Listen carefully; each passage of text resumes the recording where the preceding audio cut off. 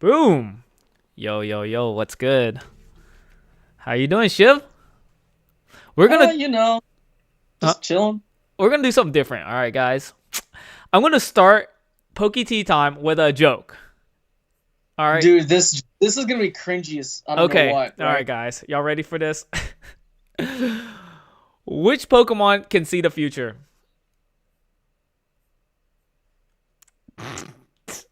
I don't even want to answer this. Peek ahead. A peek ahead. Like you're peeking ahead. Knee slapper. I thought Hold it on. was a Pokemon. That's not a Pokemon. I don't know. Yeah, it is. It's like Pikachu, but I peek ahead. Okay. Dude, Anyways. that was cringy. No, I think people liked it. Let me know in the chat, guys. Smash the like if you liked it. But Yeah. If you guys think this was cringy, I want to see F's in the chat. podcast Poke Tea Time. This is episode 18, where we serve you up a cup of hot takes and what's going on in a Pokemon community. My name is Jizzy Pokemon, as you can see down there. And Uh, I'm Shivam, aka not Shivam, so if you wanna, follow me on those things you can. but guys, it's just me and not Shivam this week. Next week, did we go ahead and announce next week? Talk about it. Wait, It may be too early. we don't have Bernie on here? Where's Bernie Sanders? Bernie Sanders? Oh, he's on call right now. He's on hold right now. He's a busy man, but whenever we want him, I just hit the next button and he'll jump on. But today we've got some fun topics, I think. I really do think so. You okay? I'll keep going. Shiv is lagging. What? I don't think you're lagging. Let me know if they're lagging. I'll let you handle it. But today we have, where's my phone? We're gonna talk about what's the deal with modern Pokemon products right now, and then we're gonna transition into market manipulation, and then we're gonna give y'all the sleeper of the week, and last but not least, we'll do a small Q&A at the very end. Yeah, let's do it. Sure, why Let's not? kill it. Let's crush it. But yeah. Do we want to talk about our sponsorship? Boom. Yes, so guys, TCG Stadium is our sponsor. They are crushing it. Currently speaking, they don't have a whole lot of inventory in stock right now, but they do have a jungle box break that is about to happen. Just follow TCG Stadium on Instagram. It's TCG_Stadium. Nothing else. Don't follow anything else, because if it's not that, then do not follow that. You'll find more info in regards to that. I asked about the current pack prices in regards to the break itself. I didn't get any information, so again, follow them. Their Twitch handle is at TCG Stadium. So again, their Instagram is at TCG_Stadium. Definitely look into that. Myself and Yizzy will also be making posts in regards to it, so you'll get more information in regards to that. Yes. Yeah, there is always tea this week. There is always tea. Just because the topics might not seem spicy, the topics always be the subject matter is always spicy. I will say that. A hot cup take. That's what we call it. Yeah. Sorry. Oh, you got a legitimate mug? What? Get out of here. Dude, where have you been? This was on last week's podcast. I know. I'm just proud. Yo, is Jeff the Ref in here? Thank you, Jeff the Ref. Round of applause to Jeff the Ref. Jeff the Ref is in here. This is my favorite Thank mug. you so much. So he doesn't. My clown mug favorite mug, but this is a good second. I like this. Yeah, I like it too. I do too. There. Very nice. Very nice. But yeah, so good old Harold and Kumar dynamic duo going on right now, guys. No, I still have my clown cup. It's right. Your clown mug. Yeah, and to piggyback off of Shiv, what he said earlier, go to our recent post. We do post about TCG Stadium. I don't post a lot on my Instagram just because I'm lazy. I don't even post some of the stuff when I do Poke Tea Time. But I'm big slacking. But yeah, go to my recent post, because I think within the last 4 or 5 posts, I've posted twice about them. So definitely there's a lot of fakes out there, so be careful of that. Yeah. So first topic is about what's the deal with Modern right now. Whoa. So before we actually get into the heat of the stuff, what have you been seeing? Because I just want to, we can cover things, and we like talking about our personal experience on the podcast. So like, what's some of the stuff that you've been seeing in regards to modern products this week? I mean, everybody's talking about the 14K Pikachu that bought. I know that the guy that won it had like 0 stars, so it could be shilled. We're seeing a lot of full arts go crazy, and this has created kind of a seismic shock to a lot of the other products too, and they've been drastically increasing in price. Yeah. And it just leads me to like the Evo box. Okay, we're just seeing a lot of I don't want to say unnecessary spikes, but it's just like, man, what is going on? It makes no sense. Like, what is going on? I know there's a lot of theories, a bunch of theories saying influencers on TikTok or influencers in general will just talk about one item and just say, man, this is a beautiful card, or this is pretty, and this is something I like. And then their whole entourage, if you will, just goes and cleans it up and buys it, Yeah, I'm starting to, like, I don't know if it's actually happening, but it wouldn't surprise me if there's actual coordinated events that are happening where people are getting together and basically just manipulating the market in that regard. Well, we're going to touch more about manipulation later on in regards to the Pikachu. But let's talk more about like how it is officially very, very difficult to find packs at retail. It's officially difficult. I think in my personal opinion, and I've had plenty of conversations with people this week in regard to this subject matter, is that I feel like we were headed to this. I feel like this was going to happen. Like we go back, back in 2019. I don't know if a lot of people who are in here were around Pokemon in 2019. And if you weren't, let me just go ahead and give you an idea. At that time, you could go on eBay and you can cherry pick whatever near mint Charizard you wanted to buy. And if it said near mint, it was near mint. You were going to get at least a 7 or above. You can easily cherry pick which cards you wanted to buy. Then once, quarantine happened towards everyone, we saw prices spiking out 5 to 10x. Like things went 5 to 10x, probably even higher when it came to raw cards. And at that point, the high-end portion of the hobby started to become more and more difficult, right? I was buying high-end cards once every single week, and then it started getting down to once every other week, and then eventually twice a month, and then now it's become once every single month.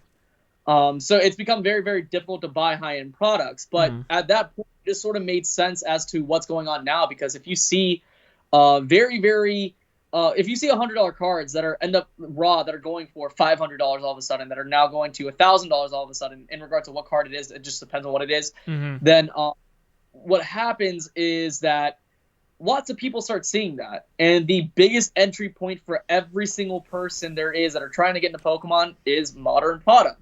We knew it was going to happen. I mean, I've been following the sports side of the hobby sports card side of the hobby for quite some time now, and what's happening in Pokemon right now has been happening this entire time for sports. I made a post about it earlier. I think yesterday, in the sense of offering a different alternative, right? Yes, it is very, very difficult to buy Pokemon product right now at retail, and it's very, very frustrating for a lot of people. It's very, very difficult to open up products, and it's very, very tough for kids in general, just in general, right? My alternative was going to your local card shops, right? Yes, a lot of the modern product is above MSRP, but I'm still very much happy supporting a small business because it's not going to a big box retailer, and obviously they probably need more money than anything. But there's a lot of gems at local card shops. You can still enjoy the hobby. Yes, it's not the same as opening packs, but it's still an alternative, right? It beats not collecting at all. Like, I see a lot of posts now where I see people are saying, yeah, Pokemon has become very, very expensive all of a sudden. It's very, very expensive to the average collector, and it's just tough for everybody. But like, you don't have to quit collecting to be a part of the hobby. You don't have to leave the hobby. You can be part of the hobby and spend $0. it cost me $0.00 to make a TikTok. So Mm. you can still enjoy parts of the hobby. It's just that's just what I think. So what are your thoughts on the whole subject No, matter? Because I'm starting to see. I think that's a really good point that you made.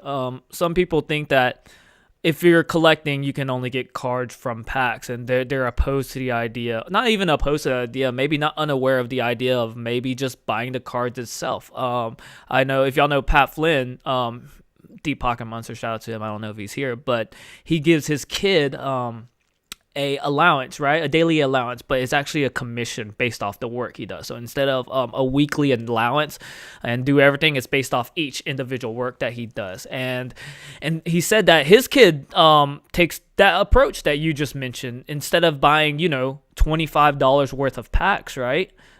Using that $25 and buying a Zacian, like a full art gold Zacian, or I don't know. I'm not exactly sure how much that costs at this point because the Pokemon market, like we said, it's absolutely insane. Just buys that raw card and then on to the next one instead of buying 5 packs. And you're seeing that way of collecting, and I think that's an alternative method of collecting if you can't get it. And I think these modern cards are listed everywhere on eBay too. I think it's easily accessible in that way of collecting, and it doesn't mean you should collect that way. It's just an alternative way of collecting, and you should. I'm fine with it. I halfway do it myself. I buy packs, and if I don't hit that card, I'm like, you know what? I spent way too much trying to chase the card, so I'm just gonna go ahead and buy the card. Yeah. When it comes to vintage, your local game shops a lot easier than ordering it online. You're able to see the card itself, right? And online, you're based off pictures. Yeah. So that's my opinion. I've been seeing a lot of conversations in regards to everything, right? Like we look at how different selling platforms are too, right? Like I know another conversation was in regards to Whatnot, and I hate having to have a conversation about Whatnot again because I feel like it's like talking and explaining things to people, and in regards to like a brick wall. Like it's hard to explain yourself without having someone feel insulted in a sense. Like I'm just to be completely honest with people, a lot of people are upset that prices on Whatnot are achieving new heights. They're going for crazy amounts, and people are just upset because they believe that's exacerbating the price hikes in regards to sets. And yes, it's happening. I know creators like myself, I sell packs on there. I sell singles on there. I know it happens all the time. They all go for above market value. Some stuff goes for exactly market value, and some stuff goes for below market value. It's the same thing as Facebook, the same thing as eBay, same thing on here. People like to say that it's scalping. Well, whenever you're by the informal definition of scalping, if you're reselling anything, that is scalping. Whenever we talk about scalping on this platform on YouTube, we are talking about the act of literally removing product from retail stores. And what happens is that when you do that, it stunts the growth of the hobby because you're actually removing the opportunity for a kid to be able to buy that product. We're not actually condoning that at all. And so for anyone to say, oh, it's ridiculous to sell things at scalp prices, it's dumb, because we're not. You're auctioning off a product at $1. Yeah. And 0 reserve, so it can sell for whatever point as a seller. Honor it. Yeah. The only thing I would say, and I've talked to many content creators that sell on there too, Polish Rob, Broken Nerd, TCG Funhouse. I think it's really important to educate the people, and I said that last time. Like for mine example, I let people know how much it's worth. This pack, Vivid Voltage or whatnot, this is $5. This is a $5 pack. I think it's really important, especially being new collectors. And if you bid above that, I'm gonna take it as a tip, a donation, a thank you. I add extra stuff in. I try to make it worth their time. Sometimes they just keep going, and I'm just like, you know what? Let me just. I didn't plan on it. Like my last one, I'm just like, here's another free pack. Like y'all are freaking crazy. But I think I see a lot of, I guess not fallacy if you call it, but a lot of lying as far as the values of the card or what the card, the rarity of it. If I see someone over go crazy over Reverse Hollow Hidden Fates Mew. It's like, what? Or like when they said, I saw somebody say like they pulled an Espeon and they said the PSA 10 is, $600, and I'm like, wait, what? Like, am I hearing that right? So I had to go look it up myself, and it was like $300 for a PSA 10. I mean, it's $400 for a PSA 10. Yeah, but that's the issue across the board everywhere, right? Like you go on eBay and people are selling lightly played cards and they're listing it as near mint, or they're saying PSA 10 question mark. Like it's happening everywhere. Yeah. Right. So my thing is basically the lying from it. I don't care if you're providing entertainment. That's fine. Like if you're other thing that comes with this, right? Yes, the seller. If a seller is lying, then it also comes down to the buyer, right? Two wrongs don't make a right, right? If a buyer's buying it and they don't know what they're buying, that's on them as well, right? Yeah. Right? There's an acronym for investing, right? If you're literally buying stuff in regards to investing, right? It's an acronym. It's called DYOR. Do your own research. I think everyone needs to look at what they're doing. Like I don't buy. I'm buying Digimon cards right now, right? I'm not buying them without doing my own due diligence in regards to like doing that. Some people are like, oh yeah, well Shivam, you know what you're doing though. No, it's being a responsible adult that has money. Like if you're spending money, you should know what you're buying, right? Like I don't go to a supermarket and or a mall and just buy something right off the rack, right? I browse, I look at things, I compare prices. That's what a smart seller would do. That's what a smart buyer would do. It's dumb. Like I think people who are demeaning technology and demeaning some of the stuff that's going on right now, it makes no sense. I hit the best case scenario or even any arguments towards, and you hit the more general scenario, But oh no, we're still going on. What else are we talking about? The Evo box too, man. What is going on? Like, what do you? Okay, let me ask you a question. Like, what do you think is, or what is your opinion on what's going on with across the board modern products and the spike that we're seeing? I think ever since we got that first bit of news of Pokemon working with Katy Perry, I think everything exploded. That makes a lot of sense. At that point, it was as if like there was no like the rules that were around in regards to like the Pokemon selling community aspect of it. It just basically like that whole announcement basically said, all right, no more rules. You can list whatever Pokemon cards you want. Like so a good example is this. Okay, I listed a Evo box on my Instagram for $1,000, and then I listed eBay for $1,150 on my the best offer on it. Yeah.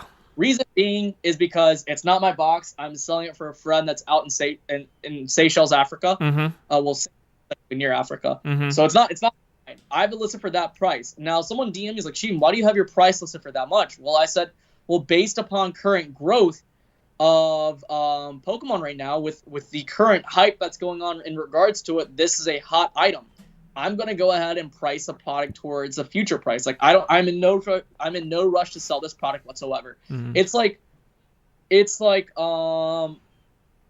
PokeRev where he lists his boxes for like that price that he has it listed up for. It's a crazy price, but it makes sense. People list it for future prices. SM Pratt listing some of his stuff for crazy prices. He has nothing but time. So I have nothing but time for this box. So it's those things, but I think that whole announcement just blew up everything. Everything in Pokemon has blown up, and I think that's gonna have a ripple effect across the board because we don't know what that's gonna do with vintage stuff. Because right now vintage stuff is on an upward trajectory, but with the current news, I'm not seeing any big all-time highs in regards to sales right now. So we will see, and it'll be pretty interesting to see a lot of PWCC auctions and some actual. Katy Perry opened up an evolution box. Oh man. So I mean, if it happened, I can see why. I can see why everyone wants it.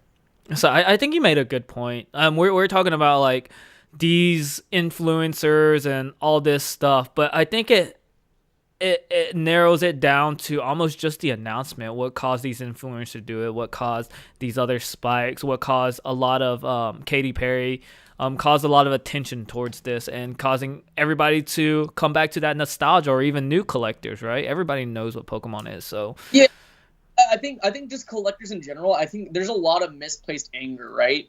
A lot of people are angry at other people, and a lot of people are angry at, you know, at platforms that are just that simply exist just for selling, right? People are just upset right now because Pokemon is becoming more and more unaffordable, and it's rough on everyone. No one likes spending more money than what they were spending like literally a week ago. yeah. You know, I having to spend more money now. Like I wish prices could go back before 2019. I was more than happy buying my case cards for $110 and $125. I was more than happy buying a first edition Neo Genesis Lugia card for $115 at that time. Like, no, yeah. I was happy buying my first edition T17 for $45. yeah, like PSA 7, dude. Yeah, I was buying everything like in regard, like if it was a good deal, if it was within my means, I bought it and I was really happy about it. Like no one's happy with what's going on now. I just think it's important to have a productive conversation in regards to what's going on versus attacking someone, right? Like you don't get anywhere with attacking someone just for making legitimate sales, right? Like if a buyer is happy, then so be it. If a seller's okay with selling it and he's being informative about it, then that's fine. I think people just need to have more productive conversations. Like if you're talking about scalping, then offer alternatives for people to make money versus scalping. Yeah. For sure. What other things like attributes to like modern products? Oh, there's a lot of things that are going on. I mean, like for example, we're seeing a good example is the skateboards, right? I know Real Breaking Nate and Jordan Fringe, shout out to them. They covered the whole story in regards to Pokemon Center being botted and bought out. You know, it comes down to greed, right? I think intent comes into place too, right? Like we know when a collector is simply just selling their items so they can grow their own further collection. Because I mean, this is an expensive hobby, right? Like I look at sports cards, right? I have a buddy of mine that goes out to retail and he buys himself his own, hanger boxes and stuff like that. And those stuff goes for like $20 or so. But when you compare the amount of cards that you get within those boxes in terms of Pokemon at MSRP is more expensive than sports cards at MSRP. It's ridiculous. And so it's just crazy. Like everyone's feeling the effects of it. I think it's important to not gatekeep the hobby. I think it's important to because I'm seeing a lot of that. Can you express on the gatekeeping of the hobby? Yeah, so like if someone's new that's coming into the hobby, like for example, a good example is like I see some people are coming to this hobby because everyone knows that this is lucrative, right? I see people who are coming to this hobby who are relatively young. I see people who are in high school that are selling Pokemon products to help pay for their college tuition. If that's a means to make money for college, then so be it. Like it's like college is getting more and more expensive too. Like it's ridiculous. So I think people just need to be a little bit more respectful with one another. Like people don't know intent. Like everyone says that yes, it's a pandemic. Everyone is struggling. Yes, everyone is absolutely struggling. If this is for them to make money, so be it. Yeah. I just think that I think you and I can both agree when we say this is like if what you're doing is ruining the hobby for someone else directly, then I think you're just wrong. I think what you're doing is wrong. Like if you're literally going out to stores and you're buying product and you're clearing out shelves, or even like I think most of us who are here, I think if or even anything. It doesn't even have to be being like anything in life, right? Anything in life. Yeah. Making content, freaking, if you're playing sports and you're cussing someone out or taking them out, anything, just that has a ripple effect. I think for me, you could completely disagree. I think for every adult who is involved with the Pokemon hobby who doesn't have kids, I do not believe you should be going out to retail and buying product. I do not believe. I believe that. Wait, say that one more time. Like if you're an adult, I don't. If you're an adult, so you're saying they should outsource their products from distributors, or how are they going to get it then? the internet. I think Amazon, eBay, pre-orders. I think that's fine. Like if you're making pre-orders via eBay and you're not actually going there and you're scooping everything off the shelves, whatever it takes. I think it's just bad practice to just pick up product from a actual retail aspect of it. Like I mean, that's I wouldn't say so, because I would say like 99% of the community picks up products from retail. Yeah, but at this point, right? At this point, this is the way I see it. Yeah. Pokemon product is very, very scarce in general, right? Mm-hmm. I can collect just by buying simple singles off the right. If I leave just one product there and that kid is able to get it, then that's the best thing ever. Mm-hmm. I just duetted a TikTok today with a kid. It was a parent showing off a kid's collections in regards to Pokemon. And that kid was wearing Pokemon merch too. It was the coolest thing ever, Like you don't like. I mean, like, okay, yeah, but you can still make the argument that the kid or the parents can go online and buy it too. They can, but like I'm talking about low income families, like people who aren't. Money is money though. If you buy it online or buy it at a store, it doesn't matter. Right. My parents, they had no idea what the hell Pokemon was. Okay. There's a lot of parents. Yeah, but it's also 2020. Like everybody has access to the internet. Like even if you have no money, you have a smartphone. I agree 1000%. But like a good example is Jirachi boxes, right? Jirachi boxes were meant for low income families. Oh yeah, I didn't even buy a Jirachi box. Like, I think it was perfect for kids. And so like in my honest opinion, if you're a parent who knows nothing about Pokemon, then I think that's what the products are meant for, right? My parents didn't know anything about Pokemon. It is 2021. But there's a lot of people who still don't know what Pokemon is. There's a lot of parents who don't know what Pokemon is that are kids. Yeah, I see your angle, but I think there's a caveat to it too. I a lot of gray area. I truly believe that. Yeah, there's a lot of gray area in that statement where you can. But I see your main angle on that. But what else are we going to do? Who's involved with the community and you like buy Pokemon product on a regular basis, just buy your stuff off the internet. Like if you're already someone who's aware of what's going on on the internet, then yes. If you're low income, you should not be buying Pokemon cards. If you're low income, then you have a little bit of disposable income. But your kids have to play with something. I think there's a lot of gray area. I get what you're saying, but there's a lot of gray area. You do want to just leave stuff for people. I think that's what it comes down to. I mean, most of my stuff I just get from. I mean, people contact me and just saying like, "Hey, we got this in stock. Do you want to buy it?" I'm like, well, "How much?" They say this. I'm like, "All right, bet." Or I'll be like, "Hey, I need for my Friday daily breaks," which I will announce. Hey, do you want that for your breaks? And I'll be like, "Yeah, I need cards for my break." So I don't know. I get it, but I do like going to stores and getting a couple packs and like cracking it open. So, like at my Targets and stuff, there's always stuff there. Like today, I went to buy something for my dog, and I saw I saw a lot of Vivid Voltage blisters, and I got one. I just I walk by like right now my Walmart's cleared out, and it kind of sucks because I know some kid I see kids who do walk through there, and it's like it's kind of disappointing, that's why I just don't collect modern to begin with. That's why that's part of the reason why I just stopped. I just buy vintage because that's what speaks to me. Modern is what speaks to them more. Like I mean, I'm not going to speak for everyone when I say this, but like I know for a fact most adults here are going to feel nostalgic about a shiny Charizard from Shining Fates, right? They're not. And compared to like, base at Charizard. That's true.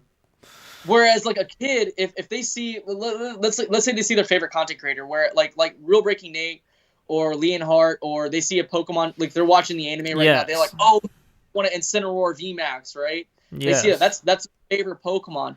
Then that's gonna feel like if they pull that card and then 20 years down the road, they're gonna be nostalgic about that.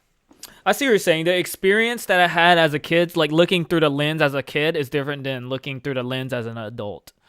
So I'm not gonna have the same experience 20 or 15, 20 years down the road when I say, oh, I remember when I pulled that shining Mew, and then it's different than when I have a Charizard in my hand and saying, remember when I pulled this unlimited Charizard when I was 10 years old.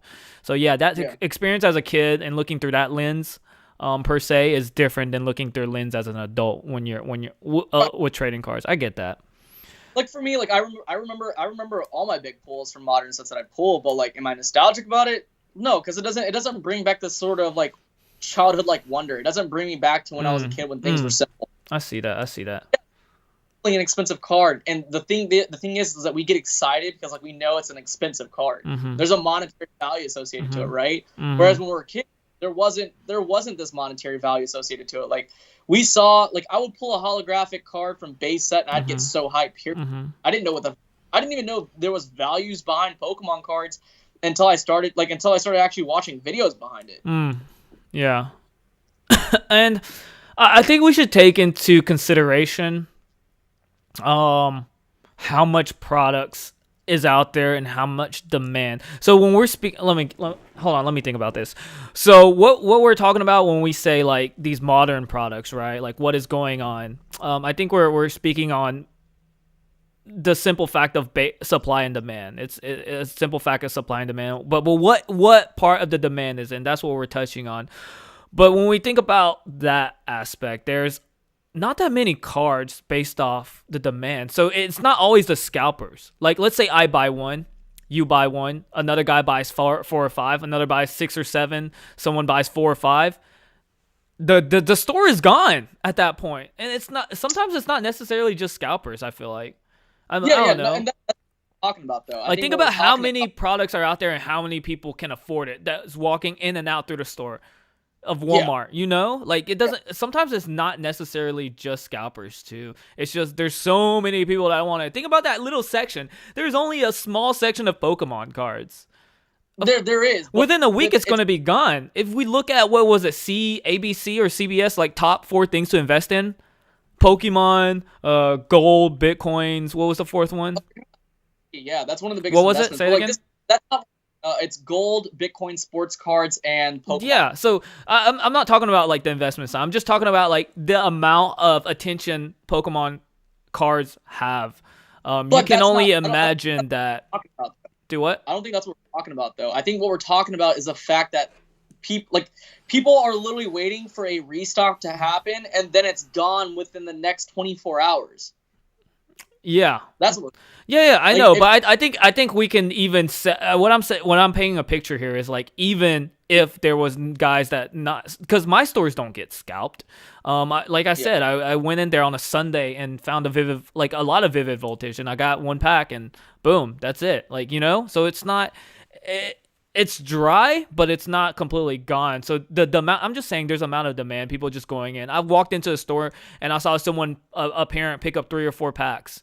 And someone else, the demand is there. I've never seen that. I've never walked to a store, look at somebody's buggy and saw Pokemon cards, but now I do. So there's so much demand too, on top of scalpers, or whatever. Right. I mean, I just think, like me personally speaking, I feel like I'm just jaded on the entire topic because like I just collect vintage, right? Like I'm not always opening Pokemon products that are new. And if I am, it's just because I get it from I either get it from the sponsor itself, or people send me stuff and I just hold on to it, or I'm actually selling stuff for other people and I get a cut out of it. Yeah. For me, it's like right now I get no cut. I'm just helping my buddy because he's a good friend of mine, and that's why I'm selling him stuff. I'm not taking any cut. I think the only thing I'll probably keep out of this is the Shiny Lugia from this super premium collection box for Shining Legends, but that's pretty much it. Like everything else I'm selling because he needs the money. I have no problems with helping people out. I don't know. It's more so like there needs to be a productive conversation. I think that's what we're having, right? I don't think we're it's just necessarily tear someone apart unless they're like actively committing fraud, actively committing theft, actively putting out false information and misinformation. Because that's not what we're here to do. We're here to provide an alternative. We're here to provide a productive conversation where we can get down to the nitty gritty and sort of figure things out. Yeah. I think as a community, it's really important, like, not to just like complain all the time, and maybe like figure out. Community. I understand complaining, and like we all do, we're upset. Like it makes sense, only a select few are getting these cars, but at the same time, I feel like we should figure out different like ways around it, Yeah, I agree. I agree. I mean, for me, right now, And the that's what past we're couple doing. weeks, We're talking about it. I've been collecting Digimon. I like looking at some Pokemon stuff. I look at eBay to see if something speaks to me, and I'll buy it. If it's I do sales and whatnot from every now and then. I do plan on having a sale in there at some point. Every sale that I do, I'll throw in my own Darkness Ablaze booster pack for free in that auction. That has nothing to do with the price itself because I got this booster box for free from our sponsor. So I'm more than happy with doing that. Yeah. Yeah, for Yeah. sure. Okay. Wow, we spent way too long on that one. We're 50 minutes. We did. But I think it was like, even though I think at the end of the day, if we agree to disagree, I think it's still important to respect someone's opinion. I'm not always going to be right. I've corrected myself on TikTok if I was wrong about something. I've corrected myself time and time again. I'm more than happy to keep an open ear and open mind when it comes to discussions. Like you might say something completely different, right? It's making it like the whole scalping situation, the whole PSA taking really long for subs to come back, the whole small allocations, like it's making people who are already in the hobby very, very upset. And it's making it very, very difficult for collectors in general. And I can understand the anger and frustration in regards to all this. I've talked to a few collectors that just can't find anything at all. They haven't been able to find anything at retail multiple times. And it's like, well, you don't have to stop collecting because you can't find anything at retail. You can still enjoy prices. You can still enjoy the hobby by interacting with the community. I seeing people's collections grow, talking to people about what they're buying and stuff like that. That's still part of the hobby. Being able to go to your local card shop and buying singles and supporting your local card shop is also awesome as well. Like it doesn't even have to be your local card shop. Like if you don't even have a local card shop, you can Google local card shops, call them up, and just hit them up, see what they have, buy it off of them. I say this story all the time, but I bought stuff off of a card shop in Calgary in Canada before. Yeah. So everything can happen. I think everyone should just be more and more open and into having a productive conversation. That's all. Yeah. Okay, that makes sense. Makes a lot of sense. Let's move on to topic number 2. And if y'all thought Shiv was passionate about that topic, wait till this one. Oh man. I think I'll get maybe 2 seconds in this. If you want to talk, you gotta cut me off, bro. You gotta cut me off. You gotta cut me off quick. Try, man. This is so hard. They just hurt my feet. Okay. Number 2 is market manipulation. Manipulation. Yeah. What do you see in the community? Like what is being manipulated? How has it been being manipulated in the Pokemon market? Sorry, I got distracted. Rubbing your eye for like 5 minutes. To me, dude, it's not getting any better, dude. I bought some of this cream. It is getting better. Can you see the difference from last time? Bro, you got pink eye. This man got pink eye. What are you trying to say, huh? That good old Zeus got in there with you, and probably farted on your eye or something. No, it's white. Look. We'll see tomorrow when he crusts over. Bruh. Pat Flynn, what's up, y'all? Can't stay long. What's up? Dude, what are you eating, Pat Flynn? We'll see you, winky face. No, let's go ahead and say it while he's here. Next week, we will have a special guest. And I'm not saying it's Pat Flynn. But it is. Yeah. Pat Flynn coming through. Here to here to show us some of his wisdom, and then we can bounce off of each other, grow from one another. It'll be pretty awesome to have him on. So, well, we will be having him on. So again, I'll be putting up a story on my Instagram in regards to questions. If you have any specific questions for Pat Flynn, I will put them on there. I will pick out which ones I like that I deem, great questions and we'll shoot that over before the Q&A aspect. In regards That's to a good that idea. We should do that every week. Yeah. Okay. So let's get it going. Manipulation. Market manipulation. Spicy. High five. I want to give you a high. High five, Shiv. You just rubbed your. I'm not gonna touch your hand and then get high five, Shiv. High five, Shiv. No. Shiv, high five. No. Oh, I'm touching your face. Do that again. I don't want to catch a computer virus. Bruh. COVID voltage. Get it? All right. So market manipulation, price manipulation. I think the biggest subject matter at the hand, I know a lot of people have covered it. It is the special delivery Pikachu that went for over 5 figures. To me, as a vintage Pokemon collector, that is ridiculous. That is, even to people who collect modern cards, it is ridiculous. You want to know why? Because you don't even see vintage cards at PSA 10s go for that much. It's dumb. It literally baffles me. But at this point, does anything really baffle you? Like, we're in the 25th anniversary of Pokemon.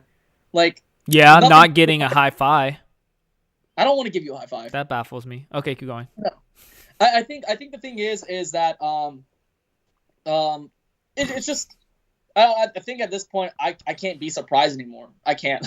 I can't. Like, Evolution boxes go for $1,000. Not surprised. Someone's manipulating the market. Not surprised. But we will talk about it. I think now what's happening more than ever is that there has to be some sort of coordinated effort in regards to manipulating certain portions of the hobby, whether it is full art trainers, whether it is things on different sites such as TCG Player, where a lot of the vendors are doing the same thing. It makes no sense. I don't know what's going to happen with the delivery Charizard, but it wouldn't surprise me if something bad happened with that. Like, someone's going to figure out a workaround to try and bot the site if the Pokemon Center can't figure it out. We live, yes, just right there, Vintage Extra said it right now. We live in a market of FOMO right now. No one wants to miss out on the hottest thing. Yeah. Like, it's basically like Pokemania 25 back in 1999. It was hard for people to buy Pokemon products off the shelves. People were going crazy back then. It's like every other toy craze that came in the 80s. It was tough finding stuff. I just think collecting was so much easier. I think it's just difficult for current collectors right now. There's a lot of people that are coming into the space. Pokemon is at full demand right now. It is tough buying stuff, and it's going to remain tough for the rest of the year. That doesn't mean quit the hobby. I just think people should work around it. Market manipulation. I'm even seeing like the dumbest things being manipulated. Like right now, you know how like you go to Target and you buy those little containers for like food or whatever. People are using those to. So they're cereal containers. Yeah. People are using those to put ETBs in, and I'm seeing that even being scalped. What is going on right now? Yeah, I have no idea. That's crazy. That's crazy. And if you want a legitimate one, hit up Bonnie. She has created her own one. I think what's his name? Unlisted Leaf created his own one. So don't buy those cereal containers. They're the same price. They're the same price. And they're not even made for ETBs. Like, why buy from them? If you're buying it from the store, it's going to be a lot cheaper than that. Yeah, but if they're being scalped from the stores, then you won't be able to find them. Yeah, absolutely. Yizzy, someone needs to do a Yizzy cutoff count. Yo, we got a hater? No, it's not a hater. It's funny. It's funny because I cut you off so many times. Oh, no, he's saying I'm cutting you off. No, it's a Yizzy cutoff count, meaning that I cut you off. Because I do cut you off. I cut you off too. No, I cut you off too. No, I cut you off. I cut you off. No, shh. I cut you off too much. No. We have fun here, guys. I like the running bit. We're just passionate. That's why we're cutting each other off. It's fine. It's okay. Yeah. What he said. Oh, by the way. Never mind. That was gonna be so random. But what else do you see being manipulated other than those cereal containers?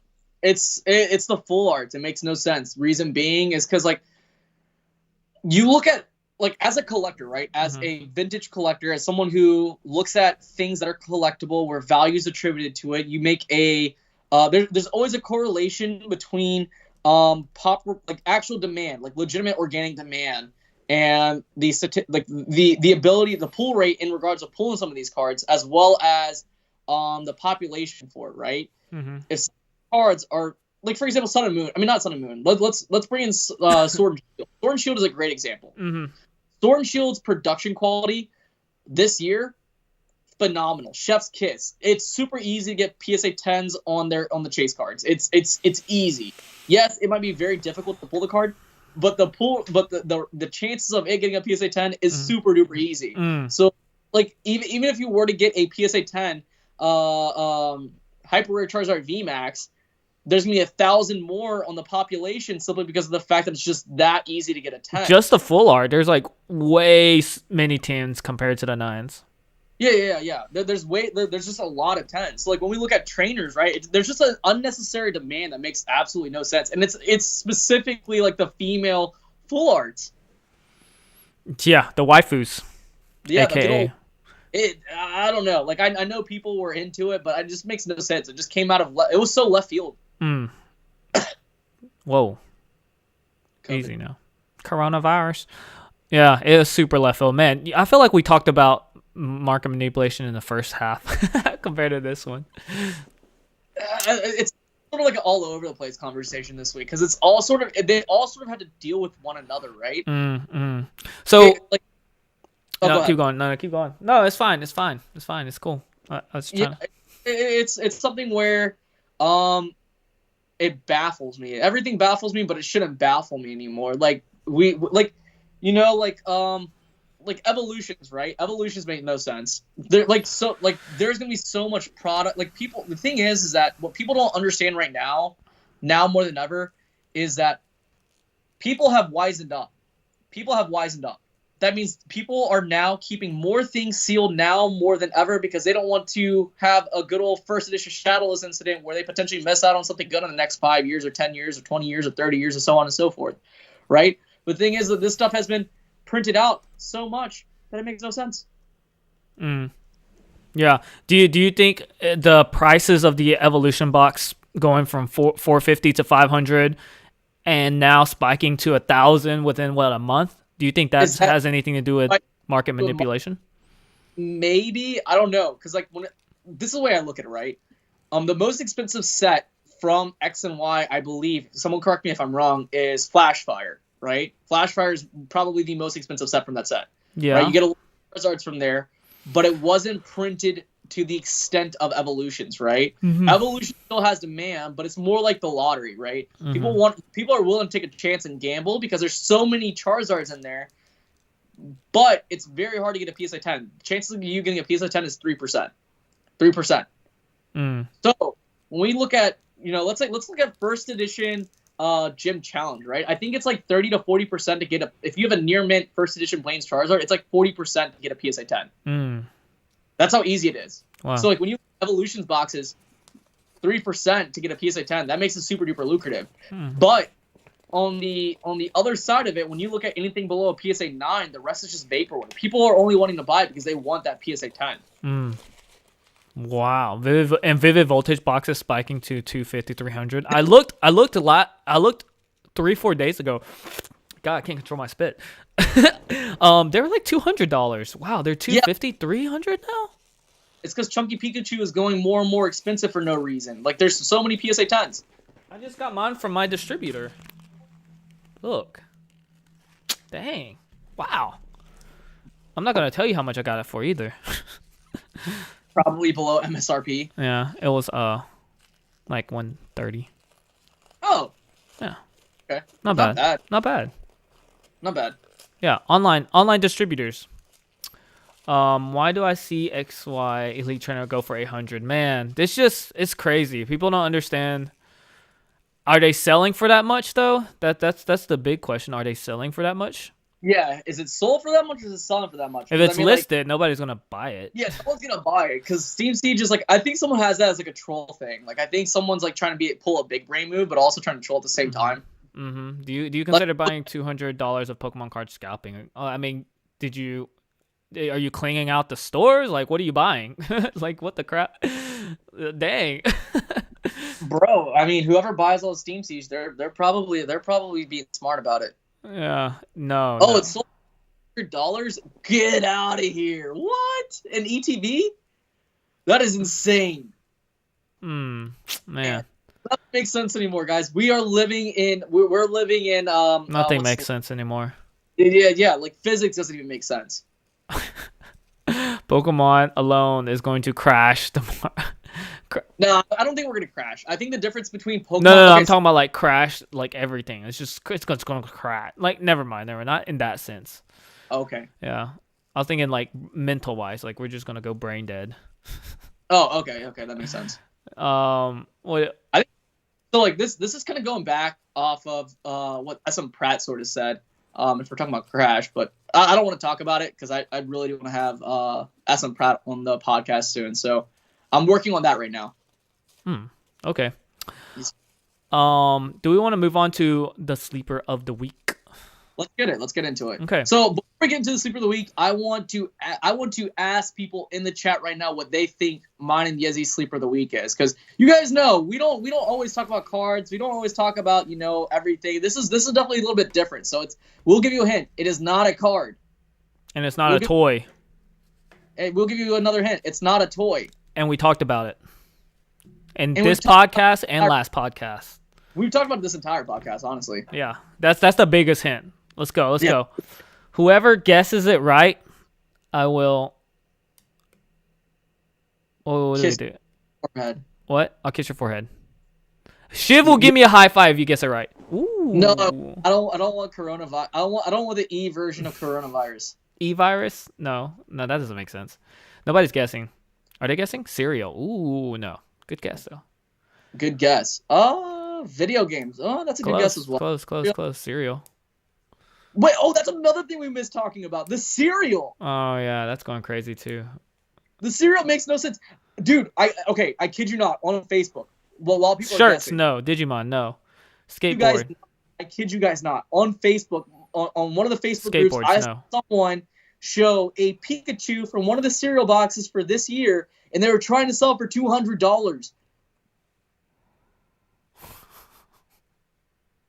Games, but, no. Hey, at the end of the day, if someone buys it for that much, then Funko so Pops. be it. No. Yeah. All right, go ahead and tell it. No. Let's give them a little more guesses. Cereal be huge. No, please don't tell me people are gonna start scalping cereal boxes. It's cereal. Like, please don't be that type of person that buys multiple cereal boxes and then tries to pull up the card. Mills set. All right, tell them. It's getting ridiculous. I don't want to talk about cereal. Okay. The sleeper of the week. Local card shops, local game shops, local card shops. Yes, there are a lot of people out there in the United States that do not have local card shops around them, but you can easily find them on the internet. Reach out to them, say, hey, here's my email. Send me pictures of your most expensive Pokemon cards, or send me pictures of whatever you have in regards to Pokemon. I'm more than happy to buy the stuff off of you. I'm here to support you.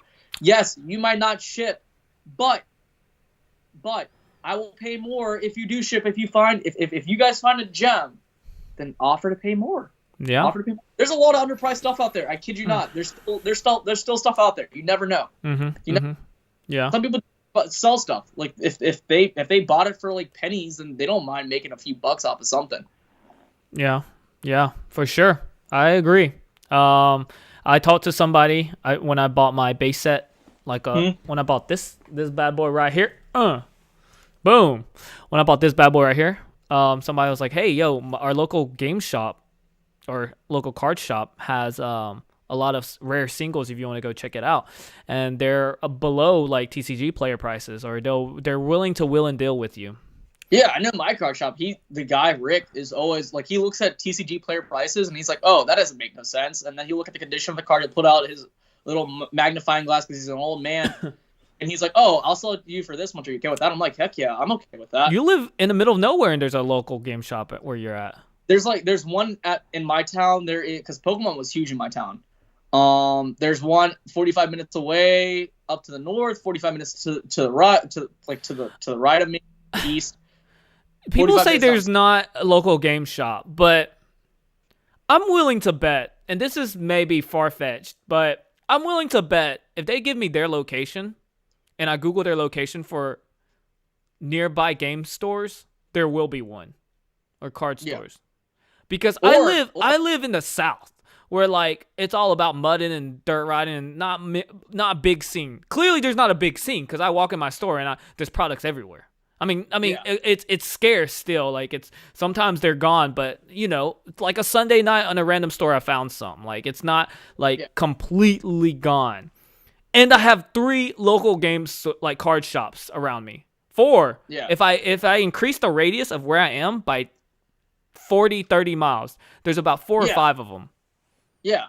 I think so with that being said, it's kind of mind-boggling to think there isn't anywhere within that radius. I may be wrong, but I'm just comparing, you know, apples to oranges. Some people are all my local game shops are scalpers, unfortunately. Uh-huh. Think about it this way. It's still a small business, and modern products are going to be higher than MSRP. We're just talking about, like, vintage stuff, right? We're talking about vintage stuff that you can find at the card shop. Mm-hmm. I bought an unlimited Invasion of Chaos, Chaos Emperor Dragon. Yeah. Card so we're not talking about modern products. He's specifically talking about vintage, you know. Yeah, like you can find there's lots of deals out there. Trust me. I bought an unlimited Chaos Emperor Dragon for $15. Got it graded, came back as a PSA 9. Another thing, what people aren't sleeping on is that after the 90s, right? This is my personal example, okay? And I'm still trying to figure it out. Mm-hmm. Okay. There was a card shop in my indoor mall at the time. Right now, my mall became an outdoor mall because they renovated it all. But it was called Steve's Collectibles, right?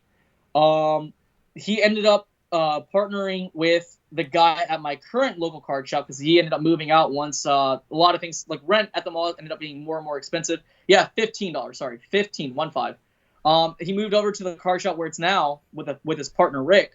And then he moved to Danville. I don't know if that guy is alive because like he was old at that time. Mm-hmm. But obviously, like he had his own Pokemon stuff. He had his own inventory that he brought into that place. Like I want to track down where like if a local card shop closed, right? Because I hear stories about this all the time. Because local card shops there was plenty of local card shops that closed from the year 2000 to now, right? There's plenty of local card shops that closed. So. I want to track down like these owners of these card shops or local game stores and see if they have a storage unit of that stuff. Because what are they going to do with all that inventory? Do it, man. Do it. You never know. Yeah. Like you see so many videos of like Rev and like Leonhard saying they found a storage unit for this much. They're out there. Quit your full-time job and just do that. Just go hunting.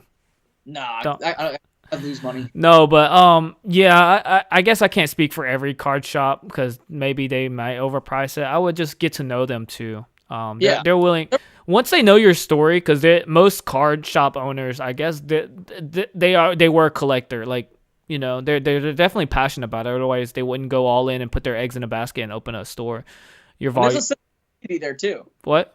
There's a sense of community at your local card shop too. There is. My buddy Polish Rob actually bought a Charizard last year. I think it was, last year. It was 2020. Last year for I think like $150. Got it back unlimited with a PSA 8. He only paid $150 for it. Yeah, it's pretty crazy. So let's shout outs to Barksies. He actually did our emblem logo. He's in here. Shout out to him. Shout out to Barksy. The dude is a goat.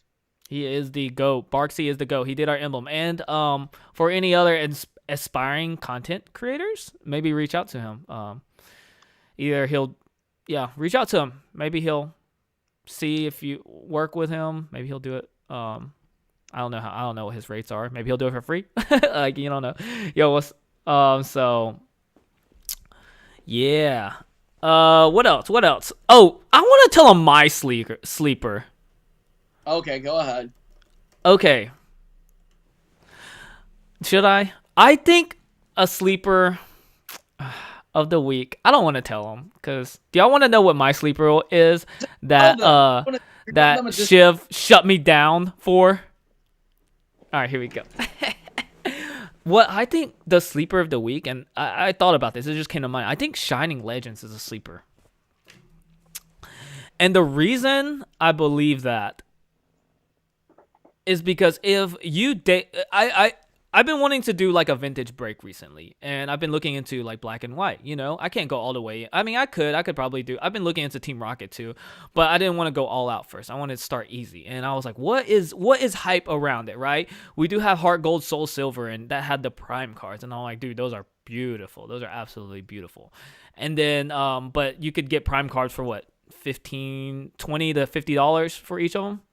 Back then, now it's super duper expensive. Is it? We talked about it. That was our sleeper of the week too, and I was looking at it. Not because of us. It's not because of us, but yeah. We're not gonna manipulate anything. Shout out to who? Rhyme style. Yeah, Rhyme style. Yeah, Rhyme style. But if you put yourself 10 years back, okay, and you look at anything around Shining Legends, that thing is gonna shine so bright. That thing is no. Cool Squirtle's the dude, man. It's gonna look. There's nothing around it that outshines it, right? I mean, you got what do you have, like Sun and Moon? There's nothing around it, and it has the shining concept. And I think in the end, this is gonna shine above all else. All right, let me ask you a simple question. It has collection boxes. Have you seen the prices of the Rayquaza right now? And let me ask you a simple question. Okay, what's the question? Okay, when you go back in black and white, what's the hot set? The hot set? Dragon's Exalted. No, it's Plasma Storm. What are you talking about? Well, no, but it has that $300 Rayquaza. Are you talking about Dragon Exalted? Yeah. I'm talking about the shiny Charizard from Plasma Storm. Oh, yeah. There's the Plasma Storm, Plasma Freeze. Like, when we talk about hot sets, we are talking about the most expensive cards from a set, correct? But when you go back and look at Sun and Moon, you know what people are going to be buying? Burning Shadows and Lost Thunder. No, we already had this argument, dude. Lost Thunder. We're not comparing black and white to freaking Shining Legends. It's a different era. Okay, let's talk about 1999 then. There was only 3 sets that came out in 1999. What collector, like, what are you going to pick from? Fossil, Jungle, or base set? What? Base set. Okay then, like every era has its hot set. Okay, but why are you comparing X and Y to Shining Legends? Because that's one of so like when it comes to X and let's talk about X and Y then. What's the hot set in X and Y? X and Y? Flashfire. Exactly. So there's a hot set in every set. So when we go on 5 years from now, people who are that come into money now, that are coming into money then, or 10 years, 15 years, whatever years, and they're coming into money. Do you know what sets are going to be going after? What's that? Sets with the money cards. Okay. But do you know when Shining Legends came out? 2017. Okay. And what era is that? Still Sun and Moon. Okay, then. There's nothing around. You think Guardian Rising can? Oh no. Let me say this. You think Guardian Rising is gonna hold a candle to Shining Legends? You think Crimson Evasion is gonna hold a candle to? I'm talking about 15 years from when Shining Legend marinates in this culture, in this community, in Pokemon card trading TCG. You think Forbidden Light, Celestial Storm is gonna hold a candle to Shining Legends? Yo, Shining Legends has like a million hype shining cards. Everybody wants that test tube Mewtwo, man. Everybody wants that shining Arceus, shining Mew, shining Jirachi. I don't know about shining Volcarona. But they want these shining cards. It looks so good, dude. Like the texture around it. Everybody loves shining right now. And in 15 years, you're going to be looking back and you're going to be like, dang, Yizzy was right. This is the most expensive card from Sun and Moon. Don't even give me that. You just compared Plasma Storm to freaking Shine. It's like people want to buy most expensive sets. People are going to chase after it actively. I think it will be. Want to have X and Y Deoxys. That's why people want to. I'm not X and Y. EX Deoxys. That's why people want to buy EX Dragon Frontiers, because they're chasing after those gold stars. Pokemon will still be popular. I wouldn't say to this extent. Maybe not. I don't think hype will be around. I don't think we can predict almost anything. Like as far as like the market goes, we can't predict the market, and nobody can in 10-15 years. That's just absolutely absurd. But I'm talking about like what's good, like the sleeper. Okay, let's clear something up, Shiv. When people talk about sleepers, we're not necessarily just saying, oh, it's gonna be investable. It's the best thing. You're gonna make $20 million when you get that. That's not what we're doing. You know, tell them what we're doing, Shiv. I don't know what you're telling them, but I know what I'm telling them. What are you telling them? For me, okay, when we talk about sleepers, right? It's for, like, when I talk about a sleeper for myself, I look at something. Okay, a sleeper for me was a 2002 Meiji card. That's something that I plan on holding on to for the next 5 years. So when I look at a set, right, am I gonna hold a specific card from Shining Legends for 5 years? I don't know. When I look at populations, it just depends. For me, I think the only card for me, because it's probably my favorite thing, is probably the Shining Lugia. But that's just a promo. So is promos part of that discussion? Yeah. Okay, that's fair. I can definitely see Shining Rayquaza going up. Shining Rayquaza? Yeah. Yeah. I don't know. I don't know. I look at it from not necessarily a financial standpoint, but like what stands out, what attracts me, and what do I see as undervalued in the sense of like what I like. And so I do agree that like the trend is that shiny Pokemon are always going to be hot. That's just what, like, with the Neo era, shiny Pokemon. They said agreed. Yeezy's Shining Legend has shot up in price for a reason. Oh, agreed. Yeah. I still think it's kind of low. Like, I really think it's low. Like, looking at like Neo, this is a terrible comparison, but it's the only thing I can really think of when you think about like the same foil pattern. It has the same one as Neo Destiny. It has that shining, and I can see 15 years now. Oh man, I have this, and people are going to be super excited about it. Not just because of the value, but just how beautiful it is, and people just love that concept. I think people just like shiny Pokemon. I think it's like Neo era shiny Pokemon. We see it in Gold Stars. We see it in Call of Legends. I mean, Call of Legends is spiking significantly in value. And that type of I think Hidden Fates is too, but I think it's too early because you can't find Shining Legends anymore. The box collection in itself, it's a holiday set. It's not just like packs you can get or like booster box. Like it's a collector's box set. It's a holiday set. Hidden Fates, you can still find it too. I have a box right here. Can I have it? No. Okay. There's one at my shop for like $250, I think. Yeah. It's like $450 now. Yeah. So, I don't know. That was mine, and Shiv shot it down, but I still wanted to say it. Hey, it's okay. It's our podcast. You can say whatever you want to say. Yeah. Okay.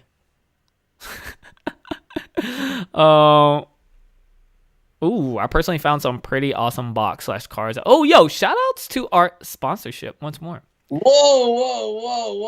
TCG Stadium, thank you so much. Yeah, no, we saw those boxes. Those were crazy. Yeah, that's great. That's absolutely insane. So, yeah, that was our sleepers. We're going to take a Q&A right now. You want to do the Q&A? Yeah, go ahead and pin it up. And just to go back and talk about the sponsor again, TCG Stadium. If you want to go ahead and put it in chat right now, we can. I don't know if I can pin it or not, but I'll do it. If you want to put in chat for how much your pack breaks are going to be, go ahead and do that. In regards to pack prices for your jungle box break, again, his Twitch handle is TCG Stadium. His Instagram handle is TCG_Stadium. But yeah, go check it out. We will be posting on there, posting on Instagram, TikTok, our stories as well, and you will find out more information if you're definitely interested in that. So definitely take a good look at that. Yeah. Okay. For show. Q&A starts now, and we'll let it filter in. Oh, also, my box break this week. I think I'm gonna do Sword and Shield, in case people are wondering. So Go ahead and say your box break. Yeah, my box break is, well, it's not a box break, but I sourced some Sword and Shield out. So if anybody want to get in my weekly Friday box break, hit me up on my Instagram. It's in the description. Or if you just want to go watch it and just chill, and just be part of it, then that's cool too. Yeah, that too. A lot of people do that. Okay, let's go. I got 2 Darkness Ablaze booster box from TCG Stadium. Shipped super quickly. Sadly, I pulled hot garbage. I happens to the best of us, and then Yeah. you have that regret. It's like, Mm. hello, darkness, my old friend, and you're Oh, just yeah. I got around two. at that point. Do what? A is how do you vet people for high price sales? Me personally, because I've done pretty high price sales. Whether it's my machine over here, whether it's my Plasma Storm booster boxes, whether it's my first edition Hollow Dark Charizard that I ended up trading, that I bought for about $1,000 in 2019. It comes down to recent sales, right? I do things a bit differently. Like if I've never done business with them, goods and services, point blank, period. I will record and take screenshots of everything if I'm doing that. Okay. Mm-hmm. If it's like a big trade that's going on, I always do it through a middleman, because that way I know I'm getting something back if something goes wrong, if something doesn't come up correctly. Mm-hmm. When it comes to people, I always ask for up-to-date references, right? Like if they're conducting sales, they should be doing sales all the time, right?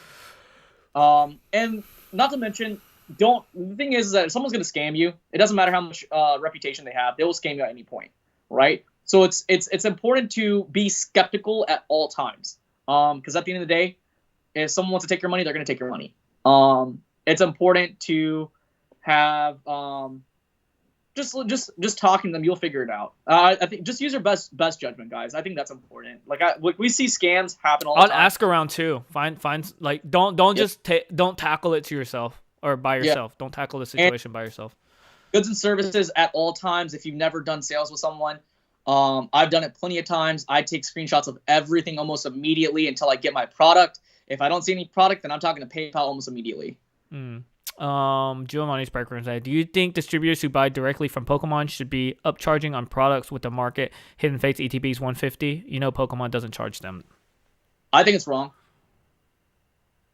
I agree. Yeah. I don't know how much they get it for. I know essentially, or normal ETBs they get for like 35-ish, but I know that distributors are also upcharging their products to the resellers too. You mean suppliers and vendors? Yeah, they're considered resellers. Yeah. Like Pokemon gives it to the warehouse, and the warehouse sells it to companies, online sellers. They're considered resellers. Okay, I see. Yeah, I think ethically speaking, no, but I see why they're doing it. I see why they're doing it. Is it okay? No, because they're already making profit on it. Is Pokemon content with that? I don't know. I feel like Pokemon really needs to. Pokemon as a company, this is just a criticism. This is not me, crapping on them. I think Pokemon as a company really needs to nail things down and iron things out in regards to people upcharging past MSRP. I think it needs to be consistent throughout their entire supply line. It needs to be at MSRP when it gets to retail or when it gets to a consumer's hand. I think that when it comes to retail, like people talking about like different ways how like retailers can prevent, like actual clearing of shelves. I don't know how that can happen. Like the whole limit thing, I don't know how well that would work out, because I mean some retailers just don't care. Yeah. Ooh, that's I'll answer the grading one. You can talk about super effective collectibles question. Okay. Sun and Moon 210 stained glass bird trio. I think the artwork is so unique and awesome. I think it'll be iconic in the future. Oh, opinions on it. Iconic, yeah. It's gonna be iconic in the future. I mean, Hidden Fates is like, I think it's one of the most beautiful sets that they came up with in the past 5-6 years. I think the best modern I think it's the best. Just to say it as is. Other than Shining Legends, boy. No, I in point blank period, I think Hidden Fates is probably the best set. It is. I agree. Reason being is because it has the pull rates are just awesome. The pull rates are awesome. The quality or the selection of Pokemon is good. You have the evolutions of your friend. You have the Charizard. You have the Mewtwo's. You have the what? You have Cynthia. You have Lucario, Greninja, the most popular Pokemon. You have the Charmander, Charizard. Those are all beautiful cards. Like it was perfect. It was absolutely perfect. A good question is it a good time to grade cards? I have 7 Blaine's Charizards Unlimited and 5 base set Charizards Unlimited that I want to get graded. In my honest opinion, if you want to get them graded, do so. If you're going to be patient about it, do so. If you're willing to hold on to it as long as possible and you're not in any rush in regards to getting them graded, just hold on to it. You know, for me, personally speaking, for myself, I don't plan on sending anything to any of these companies in regards to bulk unless I need to, right? I have an almost complete master set of the 97 card is set. The Pocket Monsters card is set right there on my shelf. It's ready to go to PSA, but I don't plan on sending that out anytime soon. I have about 30 plus cards that needs to go to BGS for myself, still not going yet. I have 2 video games that needs to go to WADA. I still haven't sent them yet. Right now, I think I'm in a phase of just acquirement right now versus spending money for the grading aspect of it. Granted, I wouldn't be billed for the bulk aspect of it until they actually ship back to me. But the thing is that I don't want to be surprised when they take about $1,500 out of my bank account when I could use that on a chase card that comes up in terms of an opportunity. So I'm waiting. Now, if it's a regular or express-based card, it's a very expensive card, and you plan on getting it back almost immediately, go ahead and do it. If you plan on selling it, I think that's the best way to go. I think if you're flipping your high-end cards, I think that's the only way to do stuff right now. Before people could send stuff to bulk, and they can flip that bulk card, right? Flip out plenty of bulk cards. But now I think the only way you can really compete and make money and grow your own personal collection by flipping cards is by selling by selling your vintage cards that do grade relatively well, and then using that money to buy more of those specific cards, and then growing from there. Yeah. I'll do the next one. Shining Star V versus Hidden Fates. Which would you choose? Thoughts on Shining Star Fates or Shining Fates? For now it'd be Hidden Fates, but it's unfair to say until I start opening up Shining Star V. I have it in my hand, and just see how fun it is to pull. I think you mean Shining Fates. Shining Fates versus Hidden Fates. Shining Star V, I think you pretty much opened already, right? Yeah. I think he means Shining Fates. Yeah. I was talking in regards to Shining Fates. I'd probably go with Hidden Fates more because there's a good mix of like different generation Pokemon, right? Yeah, whereas, but we don't know what there's still like what tint your I can't hear you. Oh, can you hear me now? Yeah, what'd you say? I said for me personally speaking, I'm choosing Hidden Fates over Shining Fates because Shining Fates is only, for the most part, I believe it's all Shining Pokemon from the newest generation. Mm-hmm. Whereas Hidden Fates had a good mix of all generations, right? There's something for everyone. That's what I like about it. Like, yes, I'm a Charizard fanboy, so there's a Charizard. I do like Cynthia. That's in there. I like Umbreon and Espeon. Boom, that's in there. Everything that's in that set. Yeah. I wonder if they'll come out with what's the extra? Isn't there going to be like a few more shinies than what Shiny Star V has in Shining Fates? I don't know. It beats me, man. It's the count is different. Like the total, the barcode. When they leaked the American Shining Charizard VMAX. Mm-hmm. Yeah, it had more cards than the Shiny Star V. So I'm interested to see what cards they do. What? I think they're including amazing rares in that set too. Yeah, maybe that's it. I'm not sure until the list comes out. I don't want to make a. It looks like it's going to be Hidden Fates, but you never know. What if they did a Shining Pokemon in every pack? Ooh, no, I'm just kidding. They won't do that. But there's definitely more Shining Pokemon than Shining Fates, I believe. Yeah, there's a lot of Shining. A lot more than Hidden Fates, so it has a lot of upside. But I don't think we'll know until we see it. Yeah. What's a good price to pay for a near mint basic Charizard raw? Fair price. I personally don't know. Look at eBay sold listings, completed listings. Look from there, based on condition. I don't know. I don't look at raw prices for base Charizard anymore. Let's do 3 or more questions, if we get any. Thoughts on PokeRef canceling his members only opening? I talked about this in one of our podcasts with Lootbox. Like, what is the future of PokeT? And me and Shiv have different opinions. You can agree or disagree, but I think breaks is a new thing. I don't think PokeRef, and I talked about it, I don't think PokeRef can keep up with the demand. I said that already. I don't think he can keep up with the demand, and then now it makes sense because he canceled his membership only openings. Only openings, though? Huh? Like, what's that? What is his members only openings? So he opens vintage and it's open to everyone.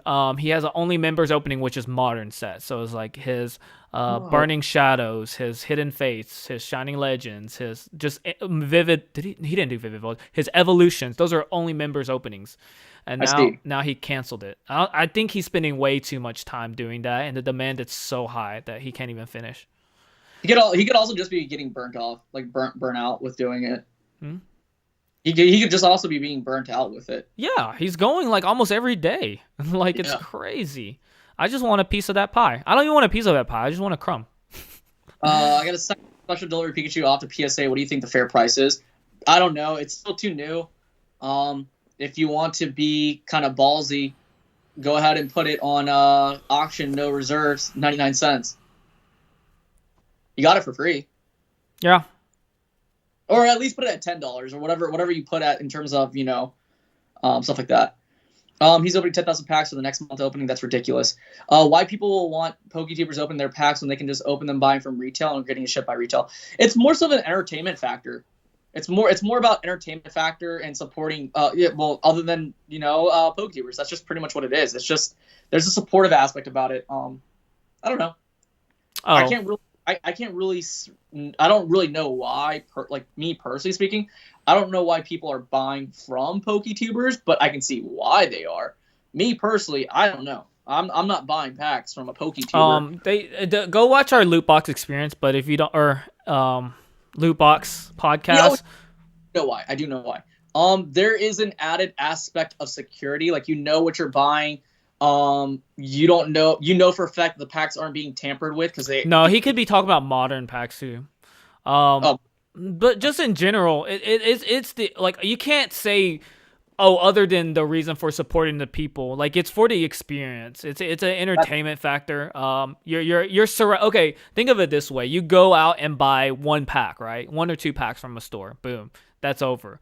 But then when you're in part of a break, right, we're opening up 200 packs, 300 packs. And you're also there with all other people that bought into the pack. So you're going for them. You're saying, oh, dude, I didn't get it. I hope you get it. And you're there. And once everybody pulls a chase card, everybody goes crazy. There's a community sense around it. Like Polish Rob does it. I'm in there. I bought a Dragon Exalted pack from him.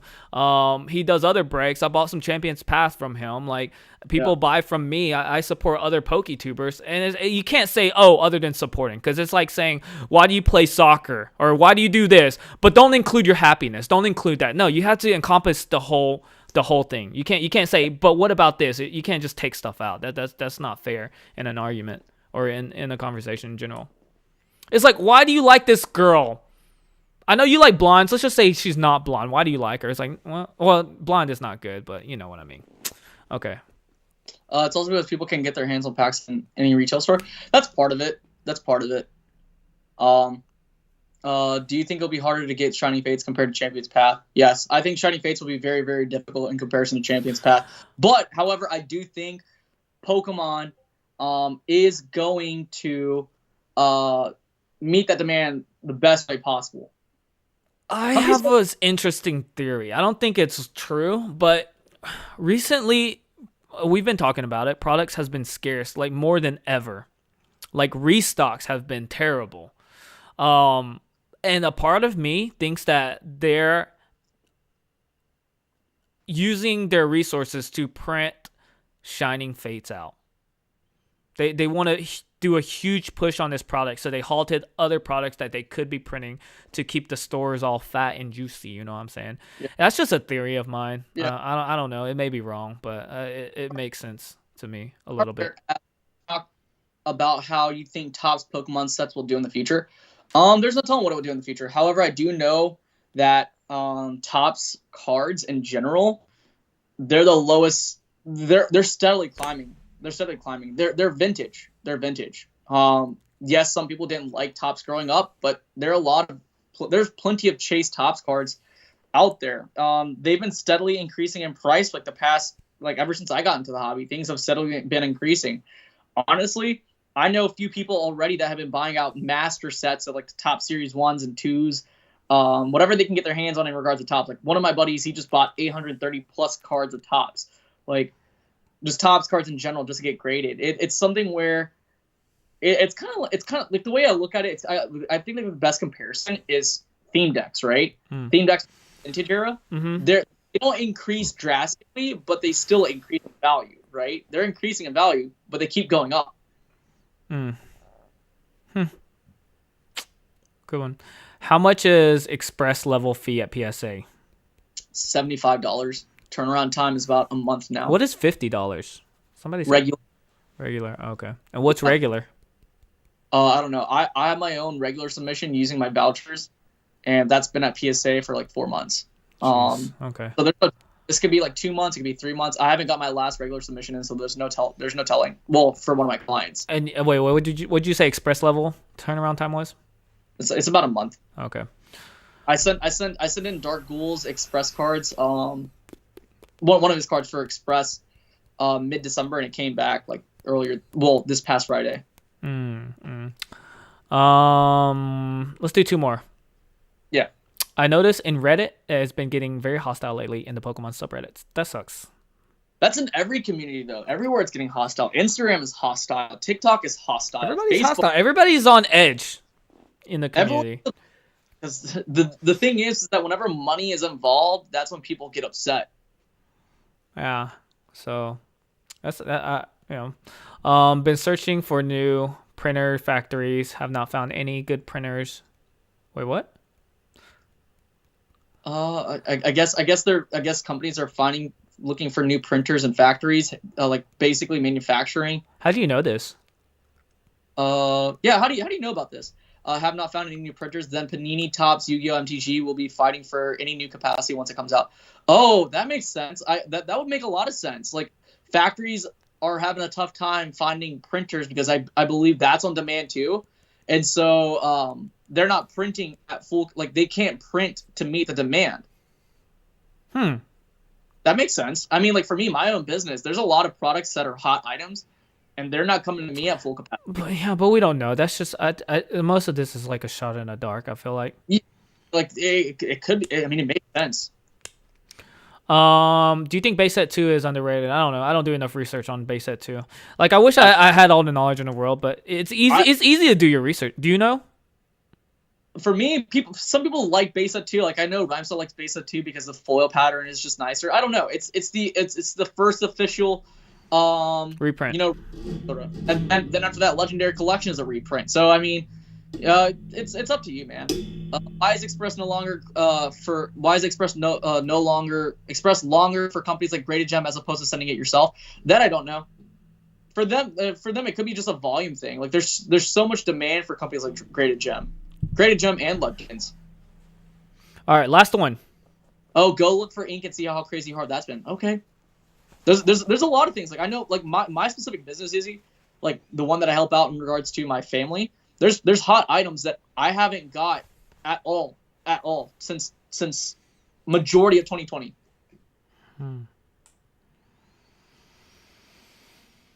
Dude, I would love to do a case study on that. Now that I think about it, the factories, like the effect COVID has on factories, because it's across the board of any businesses, especially what you just said with what's happening with Pokemon. Like just not the employees. Like I heard a lot of people, COVID has put a stunt into the factory, which makes sense, right? One employee gets sick in the factory, then they had to shut the factory down for 7 days or whatever. My point is like, yes, I mean, just like Vintage Extra has said, like demand is up, right? But it'd be dumb to say that COVID hadn't had an effect on businesses, because it has across the board everywhere. Yeah. Globally. Interesting. That's it. Very interesting. Thanks for bringing that up, Vintage and Swaney. Yeah, it's happening. It's happened with card savers. We saw card saver prices go up to $80 a box. Yeah, but they restocked like a mofo. Yeah, now it's $40 a box. It's still 2 times expensive. No, you can get a whole, like, what's that? Top loaders you can get for like retailers. Card savers. No one cares about top loaders. Uh, was that the last question? Let's do one more. I think that's it. Hold on. Let me look at the price of card saver ones. Card.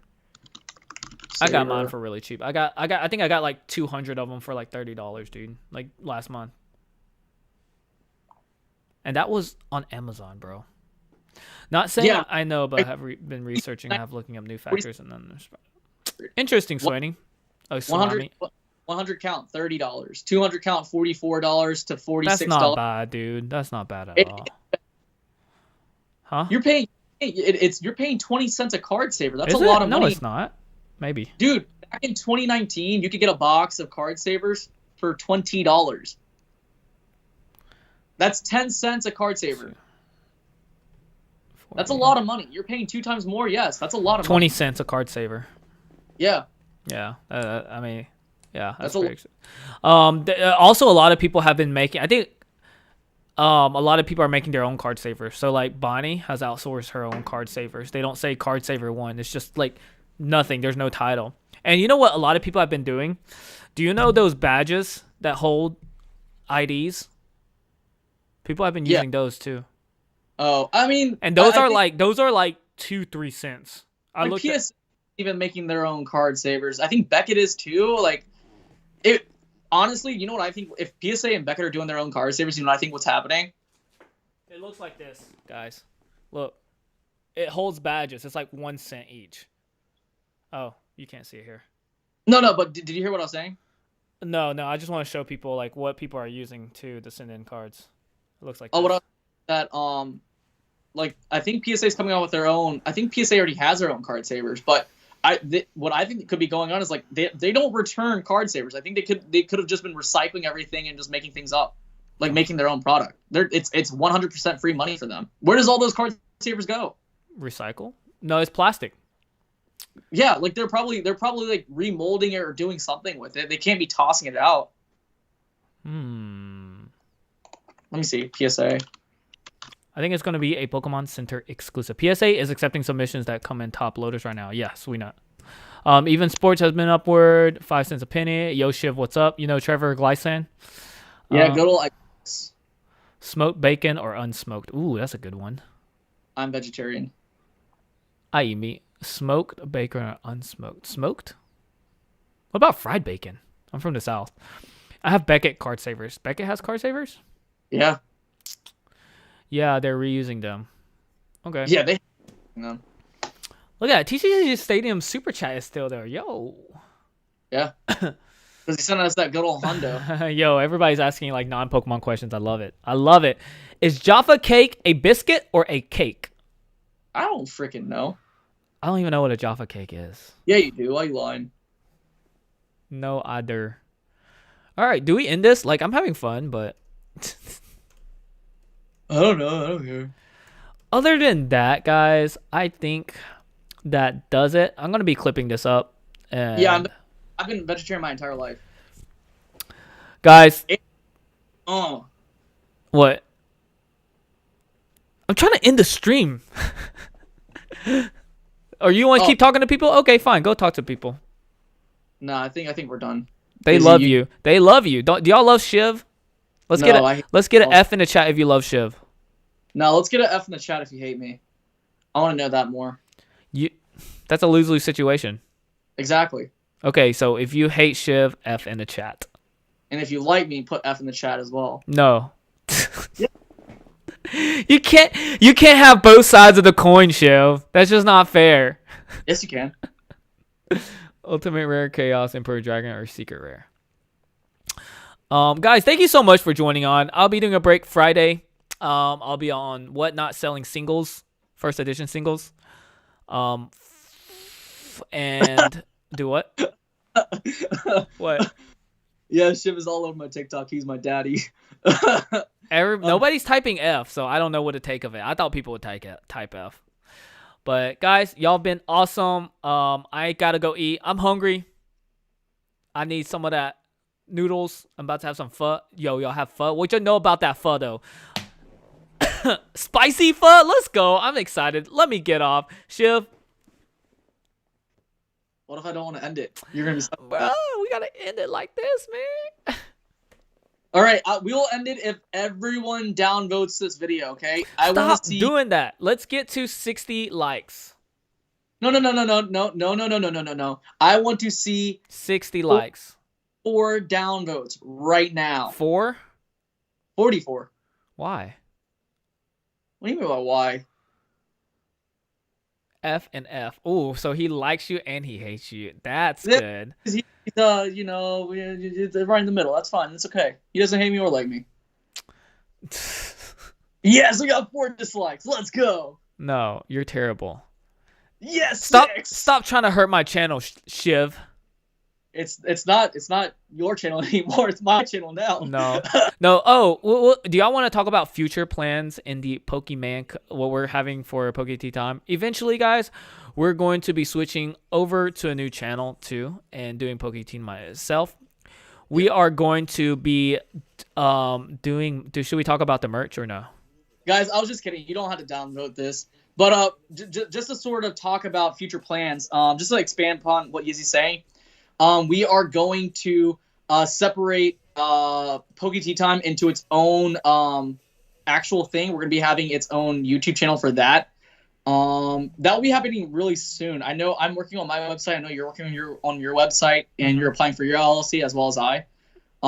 Within the next 2 months or so, I think that's a good time. We can sell y'all merch. Yeah.